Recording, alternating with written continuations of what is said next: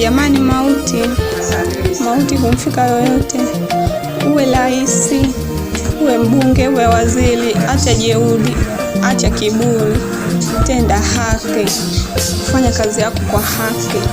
Kila kiumbe atakufa. Ona, leo ni zamu ya Rais Mwinyi, kesho itakuwa zamu ya mwingine. Magufuli mtenda haki alikufa. Vipi wewe unayanyanyasa wananchi, usiowapa haki yao, usiowajali wananchi, unayowanyanyasa wa mama ntilie, unayowanyanyasa wa bodaboda wanajitafutia riziki yao kwa haki? Wewe pia unadhani utabaki duniani milele? Hata wewe utakufa.